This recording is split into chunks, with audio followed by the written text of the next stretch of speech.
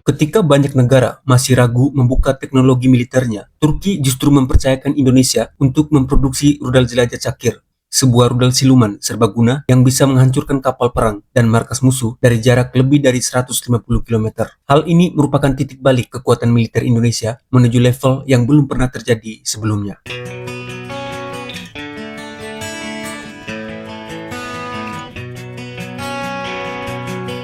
Seiring langkah Indonesia memperkuat kemandirian di sektor pertahanan, kabar besar datang dari ajang pameran pertahanan IDEF 2025 di Turki ketika perusahaan Roketsan secara resmi menandatangani perjanjian dengan Indonesia untuk mentransfer teknologi produksi rudal jelajah Cakir.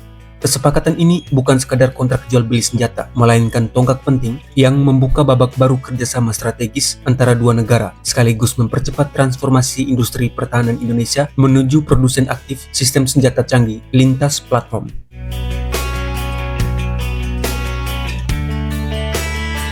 Perjanjian yang diumumkan pada Juli 2025 itu menegaskan bahwa produksi serial rudal Cakir akan dilakukan langsung di dalam negeri dengan dukungan penuh dari Roketsan, meski rincian jumlah unit dan nilai kontraknya belum dipublikasikan.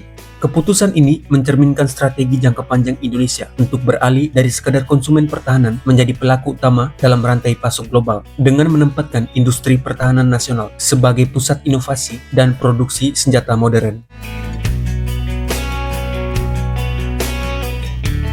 Dalam kesepakatan tersebut, perusahaan dalam negeri PT Republik ditunjuk sebagai mitra utama Roketsan. Perusahaan ini akan bertanggung jawab dalam membangun fasilitas produksi, integrasi sistem, dan adaptasi rudal Cakir pada berbagai platform militer Indonesia seperti kapal cepat, kendaraan tempur darat, serta wahana udara tanpa awak. Melalui kemitraan ini, Indonesia tidak hanya memperoleh akses terhadap produk, tetapi juga terhadap pengetahuan, teknologi, dan proses manufaktur rudal modern.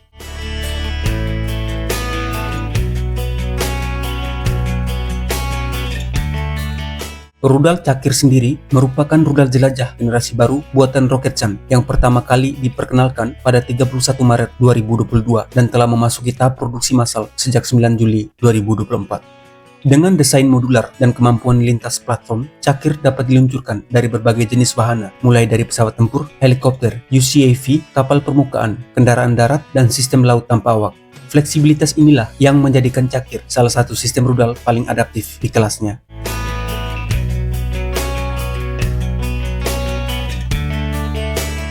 Dari sisi spesifikasi teknis, varian udara Cakir memiliki panjang sekitar 3,3 meter dengan bobot 275 kg. Sementara versi peluncuran permukaan menggunakan booster berbahan bakar padat dengan berat mendekati 350 kg. Rudal ini membawa hulu ledak seberat 70 kg yang tersedia dalam beberapa tipe, termasuk high explosive, semi armor piercing, dan thermobaric, menjadikannya efektif untuk menghancurkan kapal, instalasi pantai, serta target darat bernilai tinggi.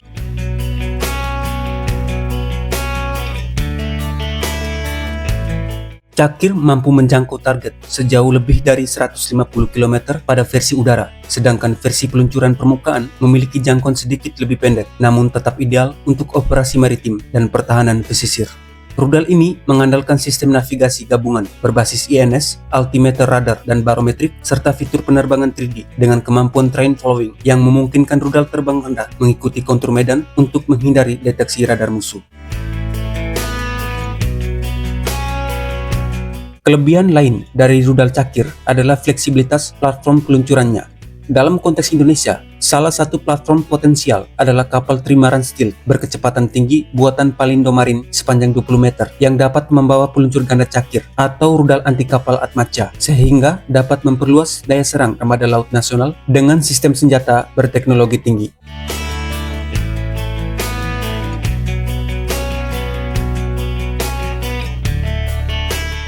Kerjasama produksi rudal Cakir ini memberi keuntungan besar bagi kedua pihak.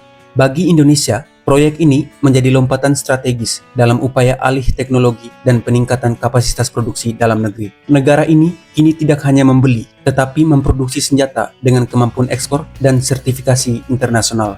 Bagi Turki, kerjasama tersebut memperluas jangkauan industri pertahanan di Asia Tenggara, memperkuat hubungan diplomatik, sekaligus memperkokoh posisinya sebagai pemasok utama sistem senjata pintar di kawasan Indo-Pasifik.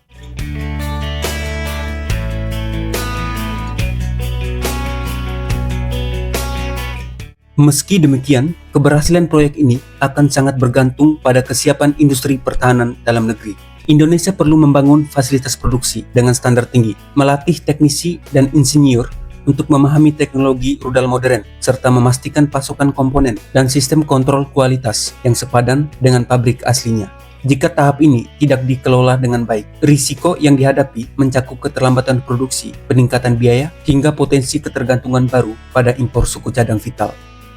Namun, jika proyek ini berhasil, Indonesia akan mencapai tonggak penting dalam sejarah militernya. Produksi lokal rudal Cakir bukan hanya soal kemampuan menembak sasaran dari jarak ratusan kilometer, tetapi simbol kematangan teknologi pertahanan nasional yang mulai mampu berdiri sejajar dengan negara produsen senjata maju. Ini menjadi langkah besar menuju kemandirian militer yang nyata, sekaligus menegaskan peran Indonesia sebagai kekuatan maritim dan industri pertahanan baru di kawasan Asia Tenggara. Terima kasih dan sampai jumpa.